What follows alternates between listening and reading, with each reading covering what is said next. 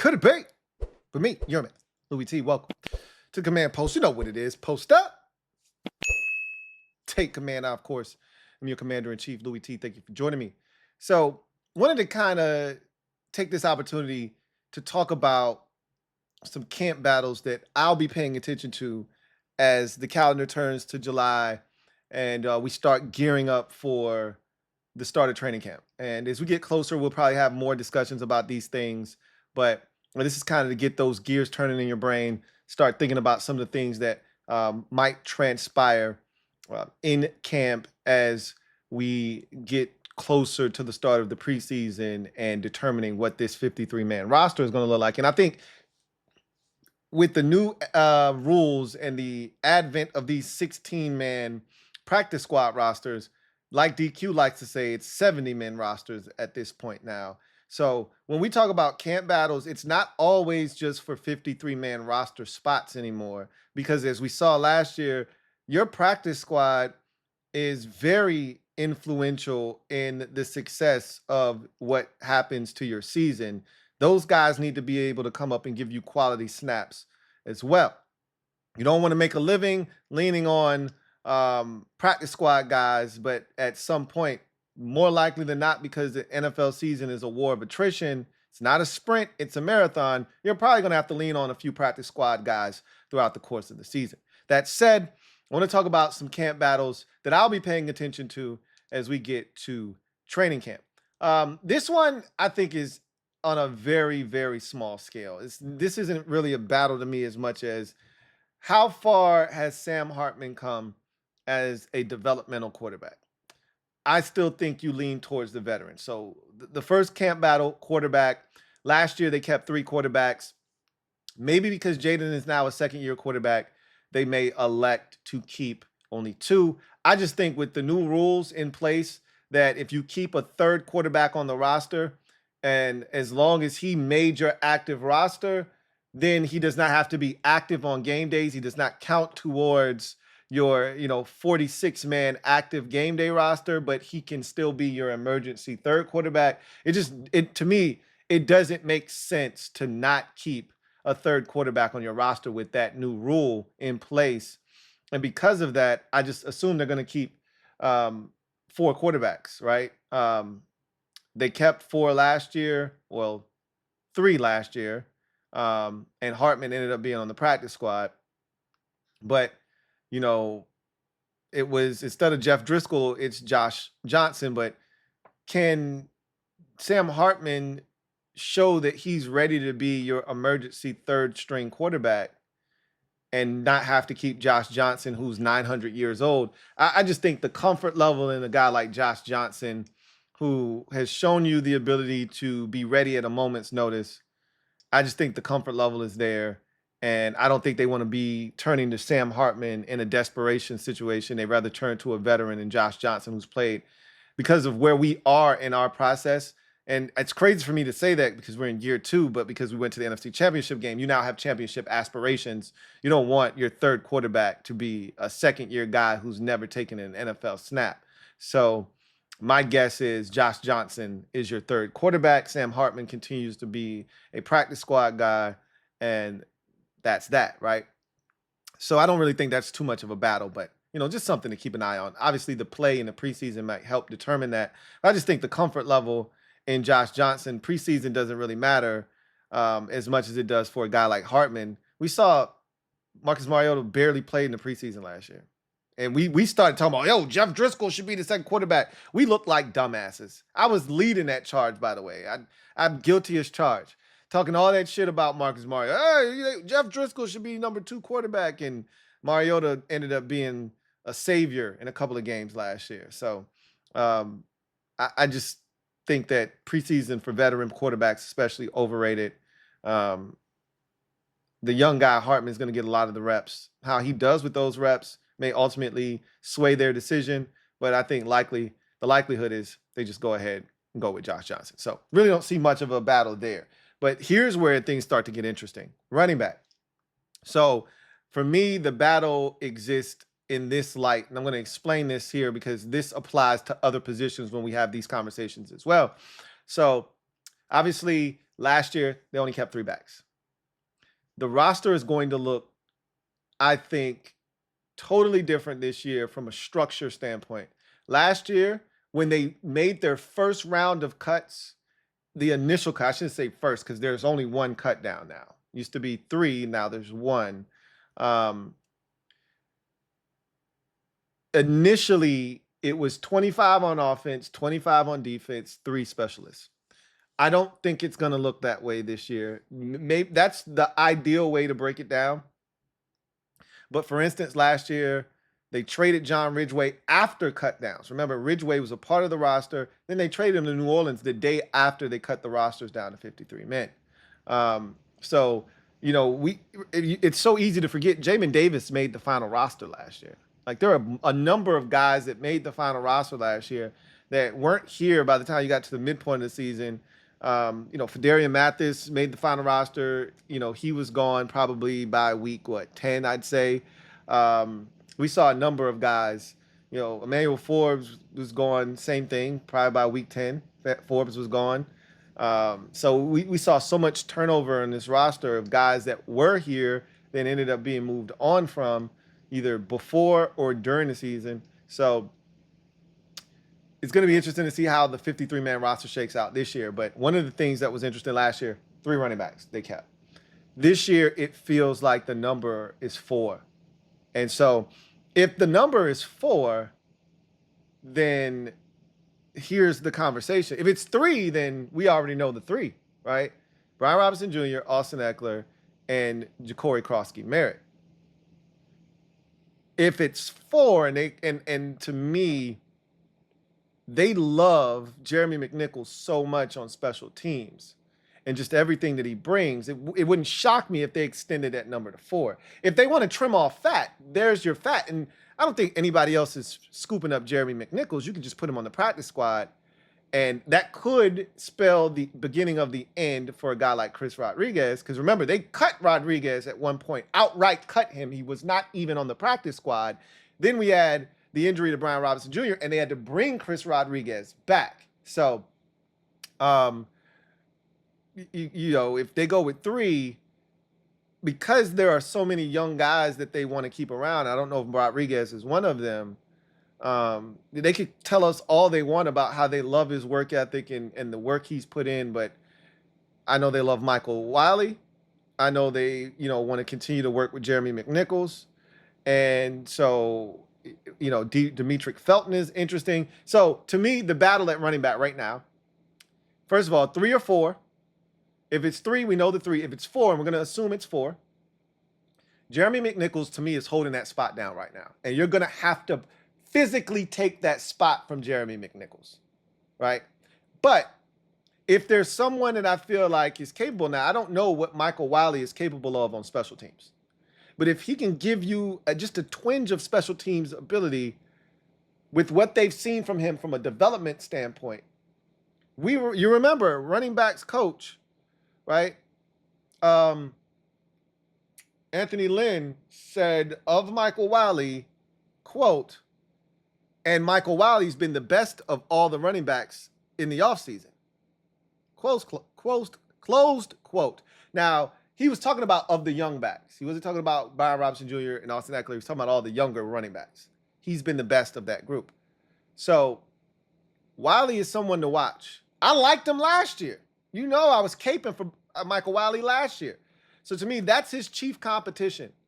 If someone's to unseat him, I just don't see it happening because McNichols is so good on special teams. And none of those other running backs can bring to the table what McNichols can from a pass protecting standpoint, from a special team standpoint, and then they're not afraid to give it to him as a running back. So I know a lot of you had a sour taste left in your mouth when he fumbled in the NFC Championship game on the kickoff, but you got to give him some grace. You got to give him some grace. Because before that play, you were cool with him. So you got to give him some grace.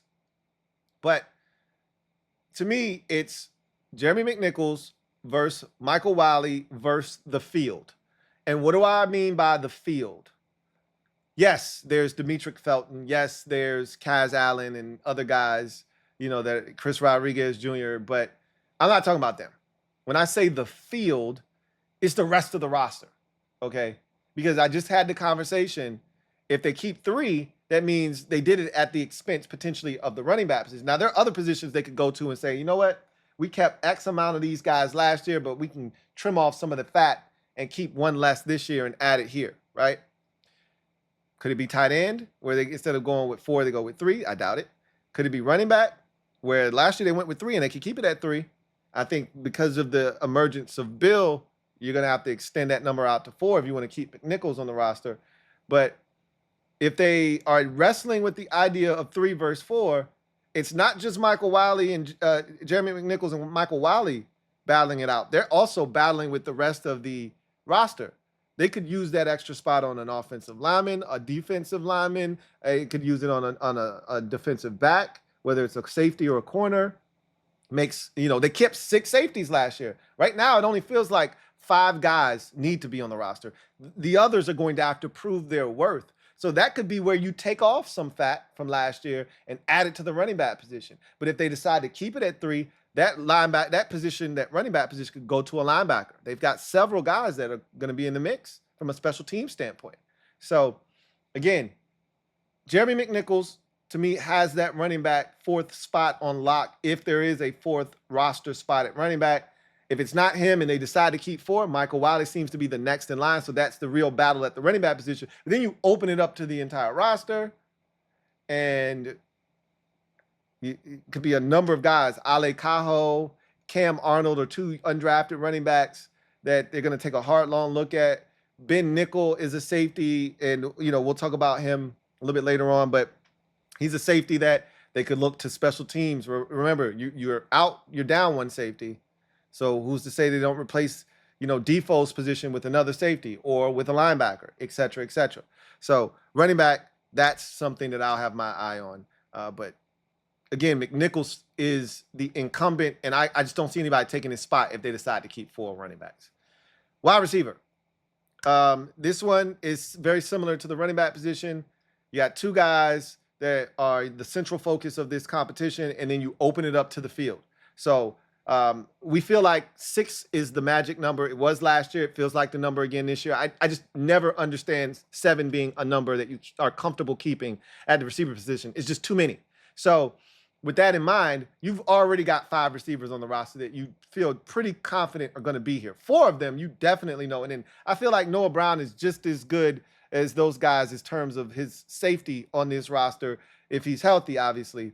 But Terry McLaurin, Deebo Samuel, Luke McCaffrey, the rookie Jalen Lane, and Noah Brown. 5 receivers going to be here. No ifs, ands, or buts about it as long as they're healthy. So then you go and say, if you're keeping 6, which that's the thought process, now you got 1 spot, 2 veterans battling it out for 1 spot. Michael Gallup, who I think is similar to Jeremy McNichols. He's, to me, not the incumbent because KJ Osborne was actually here last year, KJ the Ghost. But Michael Gallup, experience with Dan Quinn, has gone over 1,000 yards in his career before. I think they're way more comfortable with him and what he can bring to the table. If he's mentally locked in and healthy, that's going to be a big thing for him. Was not healthy during OTAs. He can be healthy during training camp into the preseason, and they like what they see. To me, Gallup is on this roster. So it's him and KJ Osborne. And after that, you open it up to the field. So it's Michael Gallup versus KJ Osborne versus the field. And yes, again, much like the running back position, Chris Moore, a couple of undrafted young guys that they brought in here, and Jacoby Jones and Ja'Cory Brooks, all those guys are in the mix. But right, Michael Stratton is another guy, right? But it feels like if it's not one of those 2 guys, it's Chris Moore. And if it's not Chris Moore, you're opening it up to the field. And to me, they're keeping 6 receivers. There's no ifs, ands, or buts about this. They kept 6 last year. You forget, Byron Pringle was on the final 53-man roster. And as soon as Noah Brown became available, Byron Pringle, kick rocks. He bit the dust. Noah Brown was added. And that was your, 6 wide receivers. I don't see a similar thing happening this time around. They got their 5 guys, the 6 guys already here. Nobody releasing someone is going to, attract that much attention from us. And again, we're not in the position we were in last year. Remember, we had, and if you've been in the league long enough, you don't have to pass through waivers. But if you're a young guy, you got to pass through waivers. We're not in a position. We were in the number 2 spot last year. Now, we're in the 30th spot, something like that. So at the end of the day, your 6 receivers are already here. You're really picking from 2. Michael Gallup, KJ Osborne. So we'll see who wins that battle. You go on into the tight end position. Similar to running back and wide receiver, you have an incumbent in this one. You didn't have an incumbent. I just think Michael Gallup has the leg up because of his experience working with Dan Quinn in the past in Dallas and his track record having, been a big-time receiver in this league. And he's still relatively young, didn't play last year, so there's tread on those tires that still remain. But Colson Yankoff is an incumbent. He was on this roster. He did make the team last year as an undrafted. They do like him a lot, clearly. And he's sort of like a draft pick. Even though he wasn't drafted, they've invested in him. They really like him. They want to continue to work with him. So if you're going to kick him off the roster, you have to outperform him, and you have to do it on special teams. And that is why I do not think Tyree Jackson or any other guys that are here can do that, right? There are other tight ends here. Our old buddy is still here from the Rivera era, hanging on by a thread. But at the end of the day, what is his name? Godly. We had such high hopes for him. It just never happened. It never manifested itself. But at the end of the day, Tyree Jackson gives you something that none of these other guys. This dude's massive. He's 6'7", 250, right? Tremendous athlete, former quarterback. He has a chance to be a difference maker, especially in the red zone. But Colson Yankoff is a really good special teams player, a guy that's a really good athlete, someone that I think they want to continue to develop and work with. So again, you're going to have to kick him off, similar to Jeremy McNichols. If they keep 4 tight ends, if they keep 4 runners, you're going to have to kick those guys off the roster because they're so good on special teams. But similar to the running back position, I feel like receiver, there's no field involved. It's just Gallup versus KJ Osborne, and I would also extend it out to maybe Chris Moore. If something happens with those two, Moore would be the first beneficiary, right? They're keeping 6 receivers. They're not keeping 5. But at tight end, they could keep 3. Just like at running back, they could keep 3. They did keep 3 last year at running back. Last year, they kept 4 tight ends. The assumption is that they're going to keep 4 again this year. And if they're keeping 4, it feels like the same 4, right? Zach Ertz, John Bates, Ben Sinnott, Colson Yankoff. But if there's one guy that's going to be fighting for that spot to solidify himself, it's the undrafted second-year man, Colson Yankoff. The other 3 are locks on this roster. So if Tyree Jackson or Cole Turner, that's his damn name, Cole Turner, or Tyree Jackson or some other one of these tight ends wants to somehow finagle their way onto the roster, they're going to have to wrestle that away from Colson Yankoff. I just don't see it because Yankoff is such a good special teams player, in addition to a guy that they want to continue to develop at the tight end position. So, but that is something to watch, and I will be watching that position very closely in the preseason for sure. Then you get to the offensive line. That's going to sort itself out. It's just so many pieces there. Who knows what the hell they're going to do, how they view the players. They're mixing and matching parts right now. I think we'll have a clearer picture of that once we get into camp, the pads go on. But I think we could probably assess the position and figure out who's who. I think the guard positions are a little bit, convoluted right now. And I think that's what has to be sorted out. And then once you are able to see who's playing where, who's playing well, who's not, it'll be easier to kind of construct what they're going to do. Like, I'm looking at Foster Sorrell, and I'm like, I don't know, bro. I don't know. You could end up being on the practice squad. Right. But again, that we'll sort that out, and that'll sort itself out as we get through camp, get the pads on, all that good stuff. But what is going to be really interesting is defensive line, right? Defensive end and defensive tackle. Last year, they kept 5 defensive tackles and 4 defensive ends. So it was 9 total defensive linemen. They just didn't have the depth last year. It wasn't a great group. And remember, I just told you, Jamin Davis was a part of that group when the season started last year. I mean, it was some nasty work. And so this year, I said this, and it was so fun to hear Craig Hoffman echo my sentiments, unprompted, that is. He said they're going to cut NFL quality players this year. What did I tell you guys like 2 weeks ago? I said, the beauty of this roster this year is we're cutting real NFL players, guys that are going to end up on other NFL rosters, that are actually quality football players that can help you win football games. We're going to cut some of them this year. The hope is that we can get some of these guys back on our practice squad. The likelihood is when somebody else sees our stuff, they're going to be, oh, no. That's better than what we have. Let's go ahead and go get that instead, right? I really feel that way about this group here, the defensive line. It's so we don't have any elite stuff, but all of our stuff is salvageable, right? It's not stuff you throw in the trash when you're done. It's stuff you take to the Goodwill and someone else is going to get good usage out of it. Okay. It ain't nothing elite where you're like, you know what? I should hold on to this. I'm going to pass this down to the next kid, or you know what? I'm going to hold on to it because I still think I can get some usage out of it. It's solid, but let somebody else have it. And you take it to Goodwill. That's what we have. We don't have anything elite, but we got a lot of stuff that somebody else could use if we're not going to use it. So at defensive end, I honestly don't see how all 6 of these guys don't make the roster. So right now at defensive end, Dorrance Armstrong, Cleveland Farrell, Javonte Jean-Baptiste, Jalen Holmes, Dietrich Wise, and Jacob Martin all feel like guys that should be here. Meanwhile, at the defensive tackle position, I can make a case for only 4 of these guys being here. Deron Payne, Javon Kinlaw, Johnny Newton, Eddie Goldman, Sheldon Day, Carl Davis, Norrell Pollard. All right.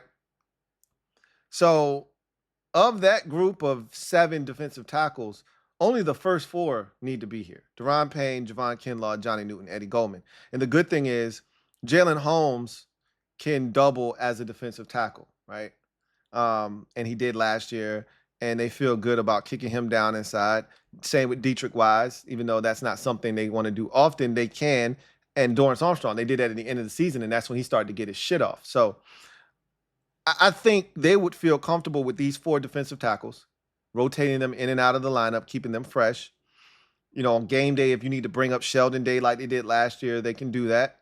But I think the value in this group is the defensive ends and just keeping that group fresh and deep. And so Dorrance Armstrong, Cleveland Farrell, Javonte Jean-Baptiste, Jalen Holmes, Dietrich Wise, and Jacob Martin all feel like guys that are going to make this football team. So I think the number here is 10 between the defensive ends and the defensive tackles, the defensive line in general. Last year, the number was 9. I think this year it's 10. That means you got to trim off some fat somewhere else. The first place I'm going is safety. And then if you utilize safety for, say running back. Let's say running back. You decide you're keeping 4 running backs. Well, if I go to safety and get that one position from last year where there were 6 safeties and make it 5 this year, now you got to go somewhere else. Where are you going to go? That's the question, right? Where are you going to go? Linebacker is interesting. Last year, we kept 5.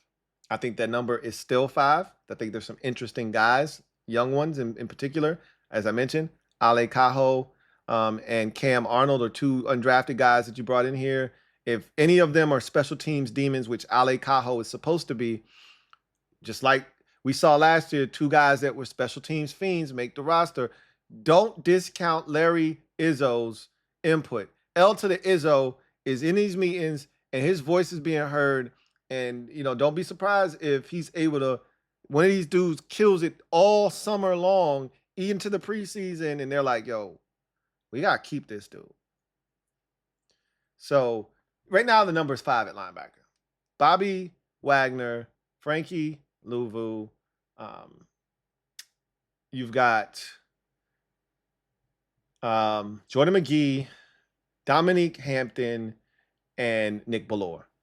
That feels like your 5. It doesn't feel like it's changing, but just wanted to throw out a couple of undrafted guys that you just don't want to forget about.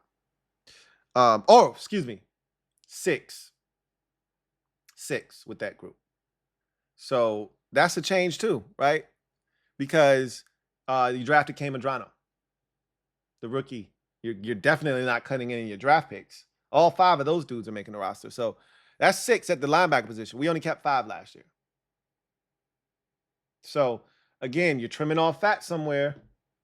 So this notion of, they're going to keep 4 tight ends and they're going to keep 4, running backs, and they're going to keep this and keep that. And not so fast, my friends. Like, Colson Yankov might have made this roster last year because we could do that. We didn't have enough good players. You could do that. This year, you might be like, oh, no, we good with 3. Colson, you sit right here on the practice squad. Again, he was not drafted here. So they're not tied to him. They can cut him, bring him back on the practice squad, and they'll still have his rights, So once again, tight end is interesting because I can see them trimming off the fat and applying that to somewhere like linebacker, for instance.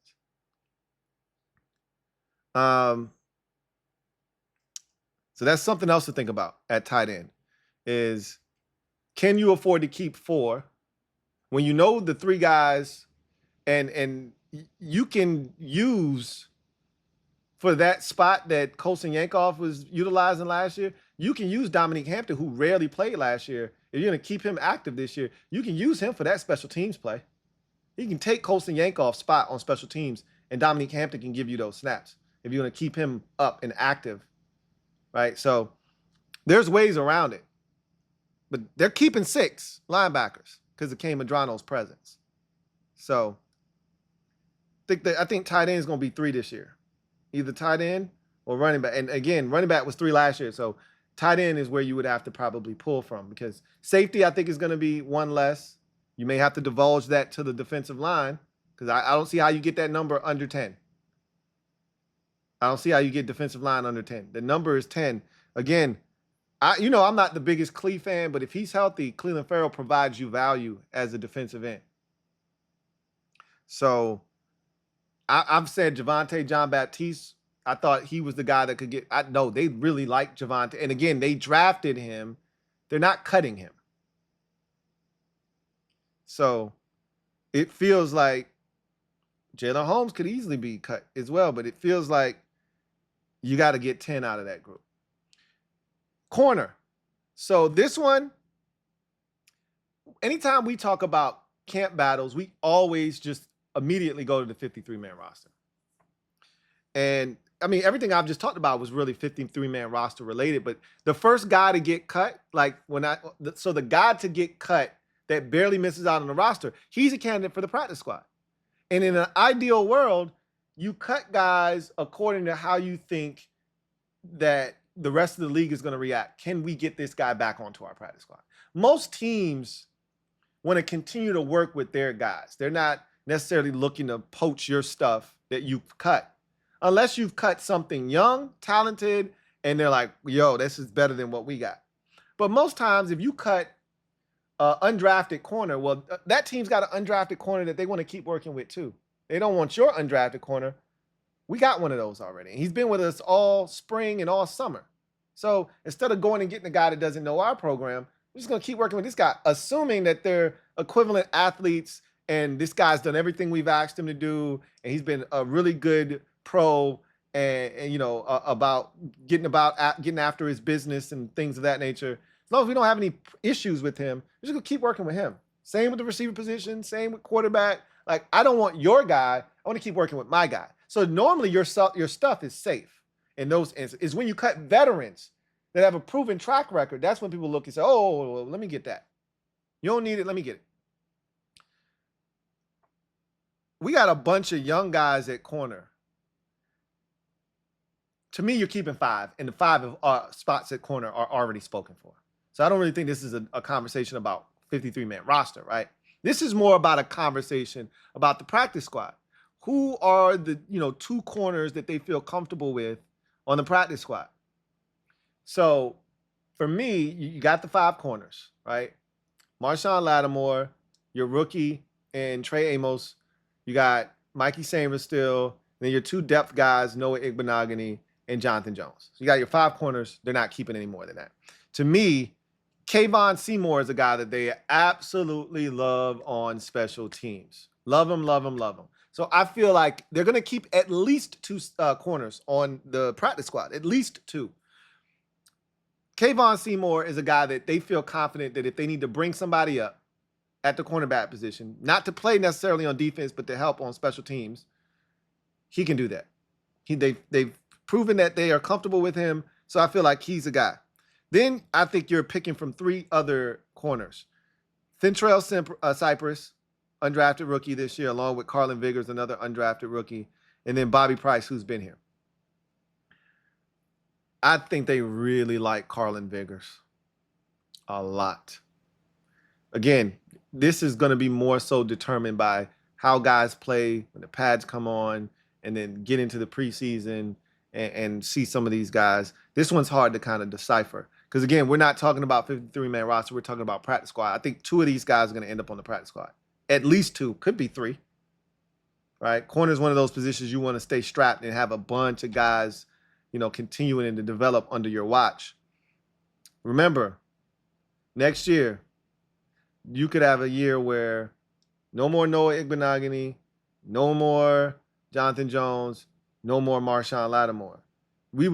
Our cupboard was basically empty going into the draft this offseason, going into free agency. All we had was Mikey and Marshawn Lattimore. They re-signed Noah Igbenogany, they drafted Trey Amos, and they signed Jonathan Jones. We were going to be in the exact same spot next year, with the exception that Marshawn Lattimore could be back if he plays well enough this year. And that'll give you 3 instead of 2. Because you drafted Amos, you still got Mikey on his rookie deal, and if Lattimore is back, you got 3, but you still got to do some work to the position. If Lattimore doesn't play well and they're moving on from him, well, you only got 2 corners, just like you only had 2 going into last offseason. So you want to continue to develop some of these young guys for the future. Vigor seems like a guy they like. Seymour is a veteran, but he's no more than a stopgap. Just a guy you trust because, again, you need guys you trust. They clearly trust him. This man got suspended for 6 games, and they waited for him. So that's another position to watch. I think Vigors, Price, and Cypress are all fighting for 1 practice squad spot because I think the other cornerback practice squad spot, if there's only 2, assuming that there's 2, there could be 3, Kayvon Seymour has that on lock to me. And then safety is the final position. They got 5. I can't see them keeping 6. There's no reason to keep 6 right now unless one of these guys gives you a reason to keep 6. They got to trim off fat to add on to other positions that I think are more talented than safety. If you were to keep 6 safeties right now, it feels like you would just be doing that for the sake of doing that. And that's not good practice. That's not a good habit to have. You want to keep the most talented players on the team, irregardless of roster. Like, I don't care. I already got 10 defensive linemen. I'm not cutting my 11th one if I feel like he's better. My 11th defensive lineman is better than my 6th safety. I'm not keeping the 6th safety because of a numbers game. Like, sometimes it is a numbers game. But it's not like we got 4 safeties and we need to keep a 5th. We have 5. We don't need to keep a 6th if it's not warranted. Ben Nickel, who was here last year as an undrafted, and this year's undrafted Robert McDaniel are the 2 names that at the safety position I think both of them could end up on the practice squad. That's what it feels like. Similar to corner, I think you got 2 spots that are available on the practice squad for the safety position. Both of them feel like very logical candidates. Neither one of them are going to make the roster, I don't think. Obviously, anything could happen. How many of us had Tyler Owens making the roster last year? How many of us had Colson Yankoff making the roster last year? Last year's roster, very, I got to repeat this, very different than this year's iteration. Trust me, it's not going to be as easy as an undrafted guy to crack the roster this year. We're not in the same place that we were in this time last year. So the assumption is if you're undrafted, you're a long shot and you're probably not going to make this roster. Irregardless of position, if you're undrafted this time around, you're not in as good of a position as the undrafteds of last year were, because our roster was totally in flux. There was so much up for grabs. There was so much turnover. That is not the case this season. So, doesn't feel like either one of those safeties are going to make the team, but they could be both on the practice squad. So, those are the training camp battles that I'm looking at going into the summer. Should be a lot of fun. If you think I missed something or you think I'm underselling something, leave it down in the comment section. If you've got a comment on any of the battles that I've mentioned or any of the position groups that I've talked about, or I've omitted something, again, leave it down in the comment section. Can't wait to read your responses. But that's going to do it for me, your man Louie T, here on the Command Post. You know what it is. Post up, take command. You guys have a good one. Take care. See you next time. Peace. LouieTeeNetwork.